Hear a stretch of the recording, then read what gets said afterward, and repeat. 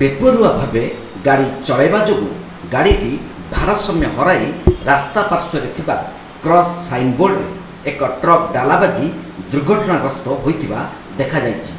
ଘଟଣାଟି ଘଟିଛି କେନ୍ଦୁଝର ଜିଲ୍ଲା ବଡ଼ବିଲ ଥାନା ଅନ୍ତର୍ଗତ ଭଦ୍ରାସାହି ଛକଠାରେ। ଭଦ୍ରାସାହି ନିକଟ ଜାତୀୟ ରାଜପଥରେ ଏହି ଦୁର୍ଘଟଣା ଯୋଗୁଁ କ୍ରସ୍ ସାଇନବୋର୍ଡ ଢଳି ପଡ଼ିଥିବାରୁ ଯାତାୟାତ ନିମନ୍ତେ ଅସୁରକ୍ଷିତ ହୋଇପଡ଼ିଥିବା ଦେଖାଯାଇଛି।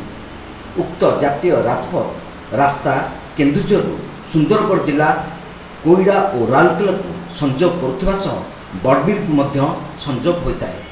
ପ୍ରତିଦିନ ବହୁ ସଂଖ୍ୟାରେ ଏହି ରାସ୍ତା ଦେଇ ଗାଡ଼ି ଚଳାଚଳ କରୁଥିବା ବେଳେ ଖଣି ଖାଦନ ଅଞ୍ଚଳ ହୋଇଥିବାରୁ ଖଣିଜ ଦ୍ରବ୍ୟ ବୋଝେଇ ଟ୍ରକ୍ ମଧ୍ୟ ଚଳାଚଳ କରିଥାଏ। ଗୁରୁବାର ସକାଳ ଏକ ଭାରୀଯାନ ଅତିକ୍ରମ କରୁଥିବା ବେଳେ ଉପରେ କ୍ରସ୍ ସାଇନବୋର୍ଡରେ ବାଜି ଦୁର୍ଘଟଣାଗ୍ରସ୍ତ ହୋଇଛି। ଦୁର୍ଘଟଣା ଯୋଗୁଁ କ୍ରସ୍ ସାଇନବୋର୍ଡଟି ତଳମୁହାଁ ହୋଇ ଢଳି ଯାଇଛି। ତୁରନ୍ତ ଏହାକୁ ସଜଡ଼ା ନଗଲେ ଅଧିକ ଦୁର୍ଘଟଣାକୁ ଏଡ଼ାଇ ଦିଆଯାଇ ନପାରେ ବୋଲି ସାଧାରଣରେ ଆଲୋଚନା ହେଉଛି।